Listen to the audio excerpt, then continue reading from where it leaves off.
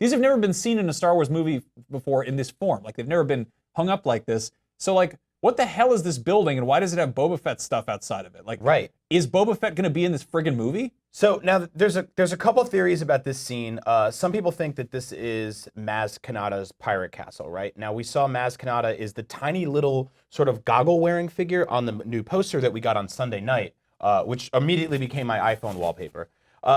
So if that's where she is, and then we have that shot from Entertainment Weekly that had all those different creatures in it, it could be that these characters are going into this temple asking for help. Now, also from that same Entertainment Weekly spread, we saw that there's a shot of the same exact building. I don't know, do you have it? Do you want to pull it up? I don't have it on here, but it's okay. It's this building. Yeah. And Captain Phasma standing out front of it. I want to point something out. It shows, you know, Captain Phasma, the building is just bombed out. Like, burned to hell. Scorched. Yeah. And presumably flame troopers came in and set it on fire or something. Captain Phasma could have nothing to do with that. I want to throw this in a Vanity Fair article spread. Andy Leibovitz always takes photos of the Star Wars set, and they're always really cool, but they frequently are kind of misleading. If you go back and look at the first one she did for episode 1, there's this big, badass, awesome spread of Darth Maul and Obi-Wan fighting on Tatooine. Right. And they don't do that. Yeah. They never fight there. You know, they don't even meet or anything. Never happens. They sort of look at each other, maybe. So either way, whether it's Phasma's fault or not, this building will get destroyed, we assume. So anybody in it will probably get hurt, or unless they sneak out or whatever it is. So our theories, or at least mine, is that Han Solo goes to this pirate castle to meet Maz Kanata, but Bib Fortuna is also there. Do you think he's even in this film? What? Bib Fortuna? No, not Bib Fortuna. Sorry, he's you always really on my can't mind. get Bib Fortuna off the brain. No, I can't. I don't, like, if Boba Fett makes a cameo in this movie, I'm not actually prepared for how I will react.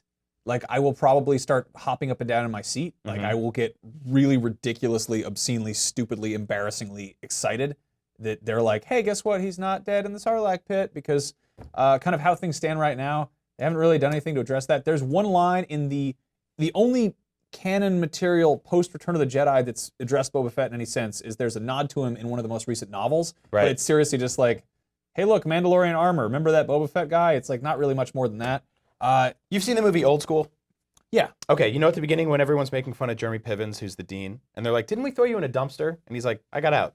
And that just explains his whatever backstory that we never saw. I think that's all that really needs to be said for Robert Fett here. Yeah. Mr. Bobbert himself. If he's just sort of just like, yeah, that was a bad day. Yeah. One thing I really like the idea of is an old Boba Fett. Yeah. And Tamira Morrison is 54 at this point. He's the voice of all of the clones and all of the Fetts throughout the prequels. As of now, it's, you know, been kind of retconned and changed around. And I'm pretty cool with the idea of him playing like a grizzly, old, angry Boba Fett who's just like, screw this, you know, like an old cop. Like, that sounds really fun to me. That's the kind of Boba Fett I've always liked. Even if he just walks by and they don't address it at all, that would be really cool. But even if nothing happens there, the fact that J.J. Abrams is like, hey guys, guess what that is? Oh, you know what that is. You know what that is. It's in the trailer. It's one of the few new shots in the trailer. So I don't know, like, as you've demonstrated, you can go back and watch old Star Wars trailers and try to piece them together. I mean, we all got excited about episode 1 based on the trailer. This movie could still suck. We're all hoping it doesn't, but it's not gonna suck. It might be slightly disappointing. It will never suck.